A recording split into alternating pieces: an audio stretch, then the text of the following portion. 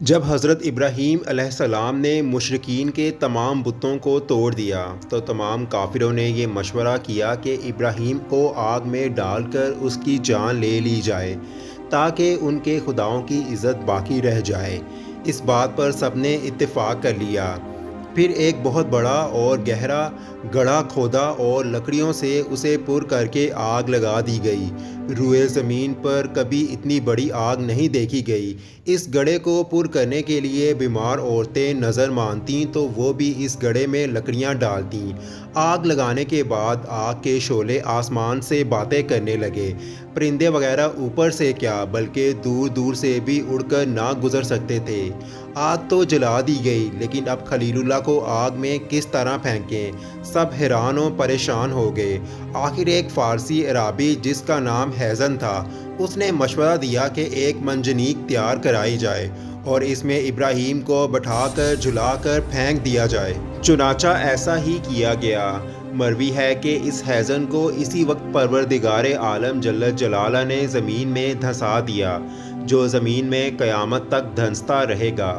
جس وقت اللہ تعالیٰ کے خلیل کو منجنیق کے ذریعے آگ کے اس سمندر میں پھینکنے لگے تو سب آسمان کے فرشتے بلکہ زمین و آسمان اور اس میں رہنے والی تمام مخلوق چیخ اٹھی، یا رب آپ کے خلیل پر کیا گزر رہی ہے؟ تو حق تعالیٰ نے سب کو فرمایا کہ میرے خلیل کی مدد کرو۔ فرشتوں نے مدد کرنے کے لیے حضرت ابراہیم علیہ السلام سے اجازت مانگی تو حضرت ابراہیم علیہ السلام نے جواب دیا کہ مجھے اللہ تعالیٰ کافی ہے اور وہ میرا حال دیکھ رہا ہے۔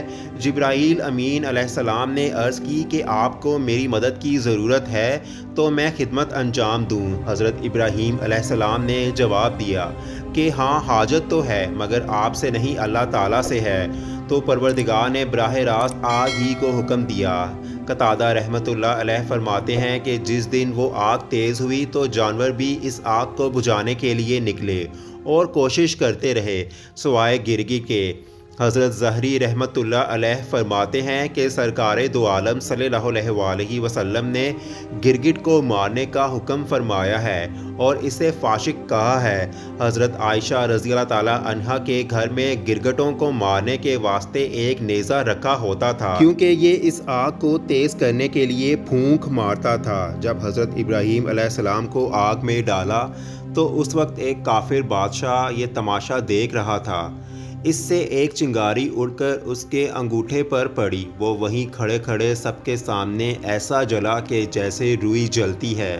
جب حضرت ابراہیم علیہ السلام کو آگ میں ڈال دیا گیا تو آپ نے فرمایا، الہی تو آسمانوں میں اکیلا معبود ہے اور توحید کے ساتھ تیرا عابد زمین پر صرف میں ہی ہوں۔ اس وقت زمین و آسمان کے درمیان ظاہر ہونے والا داروغہ بارش والا فرشتہ بھی کان لگائے ہوئے کھڑا تھا۔